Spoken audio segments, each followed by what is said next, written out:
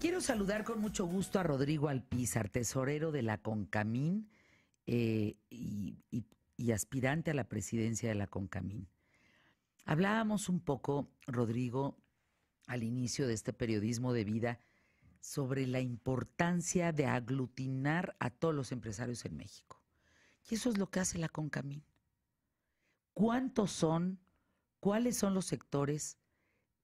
Ayúdanos a entender el gremio. Por supuesto. ¿Qué tal, Fernanda? Primero, me da mucho gusto esta invitación que el día de hoy me haces. Y como tú muy bien lo has hecho al principio de este programa, has hecho una muy clara descripción de cuál es el papel histórico que juega CONCAMIN, precisamente en la construcción de una sociedad mucho más incluyente, una sociedad que ayudó en la salida de la Revolución Mexicana precisamente a darle certeza, como bien lo platicabas, a través del artículo 123 y también a través de la discusión del artículo 27, en donde se hablaba de la garantía para los inversionistas para poder tener una plataforma de despegue de la inversión de la industria nacional. CONCAMIN efectivamente es la cúpula industrial básicamente. Te daría algunos números que te hablan de esa magnitud. Por ejemplo, generamos el 33% del PIB de este país. Empleamos a 1 de cada 4 empleados, obviamente de lo que es el empleo formal, que es un gran reto, se emplean en la industria. Y para darte otra idea, la industria manufacturera exporta el 65% de todas las exportaciones del país, son a través de industria manufacturera y representan cerca de 389 mil millones de dólares. No, bueno. Es decir, es una locomotora, es el pilar de la estabilidad económica. Exacto, es el equilibrio del país. Por supuesto, y es la que garantiza también la seguridad y la estabilidad social. Nada más, Así. nada más. Ahora, ¿cuántos empresarios o cuántas empresas o cuántos rubros pertenecen a la CONCAMIN? Mira, representamos 64 cámaras industriales, 45 asociaciones. Básicamente está incluido todo el gran abanico de producción, porque, como recordarás, la ley de cámaras originalmente obligaba a todos los industriales a afiliarse a una cámara. Y entonces después estas cámaras tenían que estar afiliadas a su confederación, que es la única confederación de cámaras industriales, y entonces básicamente tenemos una representación en todo el país y en todos los sectores industriales. ¿Uno pertenece a la CONCAMIN por gusto? Lo que pasa es que, a ver, ahora ya no hay obligatoriedad de los industriales de afiliarse a las cámaras. Las cámaras sí siguen obligadas a confederarse, y esto tiene una razón de peso, tiene una razón para poder conciliar los intereses de toda la industria y tener una mesa en donde se sienten todos los factores de la producción de este país a discutir qué es lo que les afecta, cómo eleva la productividad, cuáles son sus principales amenazas y construir una agenda con el gobierno. Por ejemplo, se reúnen amigos de la República para entender un poquito en México cómo sucede. Se reúnen en un lugar, todas estas cámaras, y el tema sería la inflación. Por ejemplo. Y entonces cada cámara expone, cada sector expone frente a CONCAMIN por qué cree o cómo le afectó la inflación o hacia dónde va el tema y logran ponerse de acuerdo o nárranos un evento entre ustedes. Bueno, a ver, en el caso de la inflación, sin lugar a dudas, todos los factores que inciden en lo que se refiere básicamente a la inflación no subyacente y también algunos de la inflación subyacente tienen mucho que ver con el incremento de los costos a la materia prima en los factores de producción. Pero déjame hablar un poco, por ejemplo, de los temas coyunturales, ¿no? Hoy que estamos discutiendo los efectos, por ejemplo, de la reforma fiscal del presidente Trump o el diálogo que se está llevando a cabo en cuanto a la renegociación del Tratado de Libre Comercio de América del Norte, básicamente la mayor parte o prácticamente todo el sector industrial que conforma el cuarto de junto en las negociaciones son los representantes de las cámaras que participan en CONCAMIN, que ronda a ronda se reúnen más de 160 personas, viajan a cada ronda especialistas en cada tema, en cada sector y determinan la agenda que tiene que delinearse para ese efecto en ese capítulo del tratado. O sea, en el Tratado de Libre Comercio hay dos, digamos, que están en el tete a tete de la negociación. Pero quienes le hablan al oído a esos dos son todos los expertos en torno a la CONCAMIN que forman parte de la Cámara. Es cierto, son más de 30 grupos de trabajo, son grupos muy especializados que te hablan de temas regulatorios, temas normativos, temas ambientales, temas laborales. O sea, sin CONCAMIN no podríamos poner al sector productivo de este país de acuerdo. Es correcto. Es una mesa de Palabras negociación, más es una sencillas. mesa de diálogo. Tenemos 3 funciones fundamentales. Primero, defender. Segunda, representar. Y la tercera, más importante, también impulsar a la industria. Ahora, son muchos, son pocos, faltan. O sea, ¿dónde está parada hoy la CONCAMIN? Bueno, por su mismo marco regulatorio, que es la ley de cámaras y confederaciones, pues somos todos. Estamos representados todos los industriales formales de este país. ¿Qué se requiere? Una mayor participación de los industriales en las cámaras. Las cámaras viven también por un proceso en donde algunas carecen de la estructura de servicios, de representatividad, inclusive de ingresos por afiliación, para poder hacer un mejor papel de representación y de desempeño. Entonces, sí, una recomendación es que los industriales que el día de hoy nos estén escuchando aquí en tu programa, busquen y se identifiquen con la cámara que los representa, se registren, se afilien, pero además exijan a la cámara que haga valer sus intereses, que defiendan cuáles son sus causas y que las cámaras sigan reposicionando y recuperando su posición de defensa. Rodrigo Alpizar, no son políticos, no tienen que ver con afiliados políticos, con partidos políticos, no tienen que ver con colores. Para nada. Son a pesar, a favor, contra y de ellos. O sea, es decir, ustedes siguen funcionando aunque los otros sean un desastre. Es correcto, Fernanda. Lo que nosotros decimos es que los industriales vemos cada 6 años entrar y salir políticos, pero nosotros siempre le apostamos a que a México le vaya bien. No sé si a ti te ha tocado ver alguno que otro político que le apuesta a la desgracia o que son agoreros de la tragedia de un país para beneficiarse. A los industriales no, a nosotros nos conviene que nos vaya siempre bien. La Confederación por definición es apartidista y los que participamos en ella somos industriales, como mi caso. Entonces no perseguimos ningún beneficio político, no estamos buscando un hueso, no nos interesa más allá una representación porque nuestro origen y nuestro destino, en mi caso, es la industria. Pues es la industria. Ahí regresamos a chambear. ¿Cuánto tiempo llevas como industrial, Rodrigo Alpizar? Bueno, pues yo tengo, realmente recuerdo, mi padre fundó una empresa hace 38 años.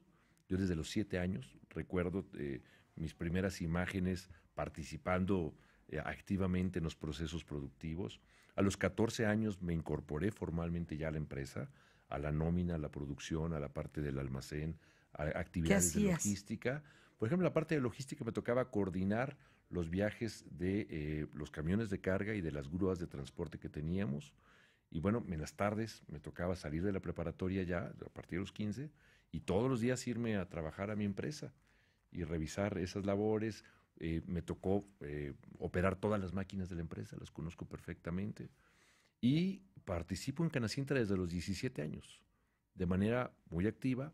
Realmente fue una iniciativa personal, no derivó, nadie me llevó a Canacintra, yo asistí por mi propio, pues una iniciativa, un interés de participar en donde había más industriales. Me formé entre líderes industriales y creo que hoy eso es lo que me da una oportunidad de poder aspirar a esta enorme responsabilidad y a este gran privilegio, ¿no? ¿De ser presidente? De presidir CONCAMIN, por supuesto. ¿Y cuáles serían los retos de presidir CONCAMIN para ti hoy en día? Porque pues nada más tienes enfrente el Tratado de Libre Comercio y nada más tienes enfrente pues toda esta bola de circunstancias que o nos pueden unir más o nos pueden aislar completamente del vecino, y esas no son palabras sencillas. Acabas de decir algo muy cierto. Probablemente, y déjame decirlo desde una visión a lo mejor un poco hipotética, pero probablemente a la industria lo mejor que le pudo haber pasado es que llegara Trump. Porque a lo mejor ha sido lo que más nos ha cohesionado. A ver, ahorita volvemos con eso aquí en ¿Qué tal, Fernanda? Decías Rodrigo Alpizar, tesorero de la CONCAMIN, aspirante a la presidencia de la misma, que es una muy buena oportunidad tener un presidente de vecino como, pues no, para no ahondar en las características, ¿no? Ya las conocemos, de Donald Trump. Es una buena noticia para México en el tema industrial. Es correcto. ¿Qué estás viendo tú desde la trinchera que quieres ocupar? En este sentido, el Tratado de Libre Comercio, ¿para dónde va este tema? Mira, Fernanda, la corriente del neonacionalismo es una corriente que se está dando no solo en Estados Unidos, es una corriente que la puedes observar en fenómenos como el Brexit o como el tema de Cataluña. Y lo que nos hablan es cómo los líderes voltean hacia el interior de sus países y buscan cómo fortalecer, y lo resumiría en darle las mejores oportunidades a la gente que vive en ese país. Te decía que es una gran oportunidad para nosotros la era Trump, porque primero que nada nos permite nuevamente relanzar nuestra relación con gobierno, en donde claramente quien se convierte en nuestro reto o nuestro enemigo, por decirlo comercialmente, a poder dialogar y derrotar en algunos debates es Estados Unidos, y no se da una confrontación nacional. Así es de que México, yo creo que está viviendo un momento muy interesante. Yo creo que para México tiene una enorme oportunidad de reposicionar la agenda industrial. Pues sí, Rodrigo, pero tampoco nos podemos pelear con el vecino. No, a final Porque de nos cuentas, puede cargar el traste, se nos pasa su humedad. es cierto. ¿O Lo que se pasa les va es la que nuestra? Es cierto, lo que pasa es que tampoco podemos subordinarnos a los caprichos del vecino. Ah, eso tienes toda la razón. Tan importante es para él la relación con México como lo es para nosotros. A final de cuentas, yo te diría que los principales afectados de que el Tratado de Libre Comercio no siguieran adelante son más de 3,000 empresas manufactureras de capital norteamericano que están en México, que generan una buena parte del dato que te acabo de dar, los 389,000 millones de dólares de exportaciones. Rodrigo, ¿y qué vamos a hacer ahora con ese 21% que puso Estados Unidos, que en México es un 30 y tantos por ciento, y que entonces puede correr, por decirlo así, a muchos empresarios para que aunque sea se vayan a la frontera, ¿eh? Sí. ¿Qué hacemos con eso? Porque eso sí nos perjudica. Es cierto. Mira, me parece que es fundamental tener un debate muy serio sobre las implicaciones de la reforma fiscal de Estados Unidos. Si bien es cierto que es más atractiva la tasa del impuesto sobre la renta corporativa, habría que definir si eso es suficiente, es un incentivo suficiente para desplazar líneas de producción o de manufactura hacia Estados Unidos. Lo que sí es cierto, Fernanda, es que el presupuesto de egresos de la Federación está lleno de ineficiencias. Y tenemos que hacer un llamado al gobierno a que recorte todos aquellos gastos que no son productivos, que no elevan la productividad, que no generan empleos. Por ejemplo, Subsidios pasivos, subsidios regresivos. Por ejemplo, hay en Cedesol hay muchos apoyos que son concurrentes, que van al mismo núcleo familiar, que le cae una familia 2 o 3 o 4 veces el mismo subsidio. Hay elementos en los cuales... pues esos ya no trabajan con AINCO. Ya no funciona. Entonces, No a ellos trabajan con estamos ganas, haciendo pues una ya fábrica de pobres porque Exacto. les conviene no salir de la pobreza. Y no dejan de regresar sus qué subsidios. Entonces, buena frase. hay que entender cómo podemos reajustar el gasto para que tengamos, aunque sea un pequeño margen, para revisar cómo reducir nuestra tasa del ISR sin caer en lo que cayó el presidente Trump, que fue en incrementar su déficit, el cual está calculado que a lo largo de 10 años pueda crecer de una manera muy significativa y pueda convertirse también en un pasivo financiero del país. Rodrigo Alpizar, no es una pregunta menor. ¿Cómo sabemos qué es lo que está hecho, plantado, producido, creado en México? Porque yo recuerdo aquel movimiento de las etiquetas, ¿te acuerdas? De hecho en México, como hecho en China, en Tailandia, en Vietnam.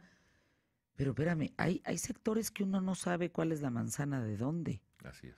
Uno no sabe cuál es el cobre de dónde o el aluminio de dónde. O sea, más allá del textil, ¿cómo sabemos qué está hecho en México para entonces consumirlo hecho en México? Que de por sí ya difícil es porque somos muy malinchistas. Así es. Sí, mira, más allá, por ejemplo, de las mismas denominaciones de origen que por su mismo o nombre te dicen de dónde viene, te diría que el año pasado, por ejemplo, Concamín signó un acuerdo con la Secretaría de Economía para poder hacer un relanzamiento de la marca Hecho en México.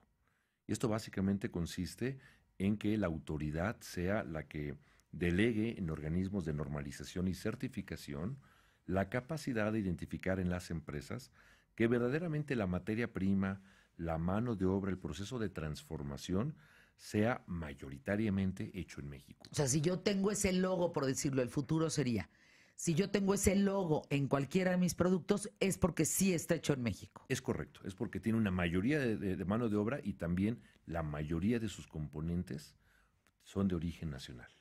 ¿Y eso lo quieres sacar en tu administración? Bueno, eso déjame reconocer que eso es un logro de la actual administración de Manuel Herrera.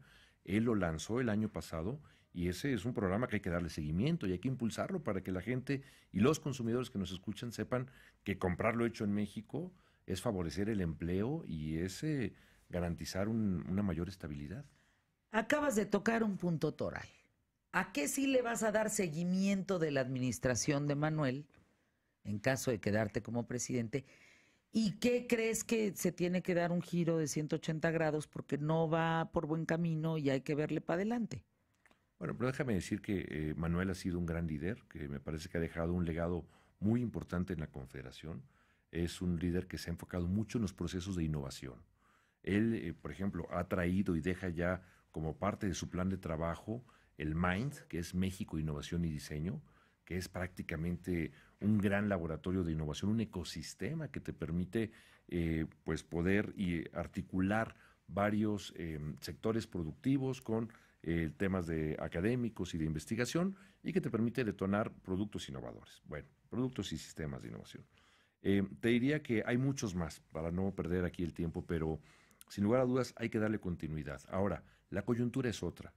Estamos de cara a un proceso electoral. Hoy lo que hay que hacer es fijar una nueva agenda de política industrial y esa es la primera tarea con la cual yo me comprometo a iniciar mis trabajos.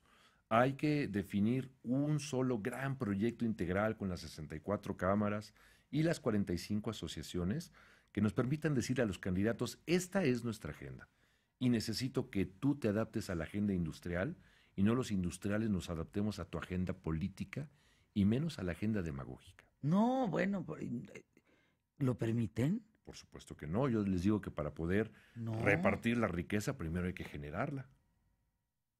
Decía Winston Churchill una frase muy interesante. Algunas personas ven a la industria como el coyote que hay que matar. Otros ven a la industria como la vaca que hay que ordeñar. Pero muy pocos ven a la industria como el caballo que tira de la carreta. Y ese es el tema que hay que posicionar. Yo me quedo con eso. ¿Verdad? ¿Tú con qué te quedas, Rodrigo Alpizar, de esta conversación aquí en los micrófonos de ¿Qué tal, Fernanda?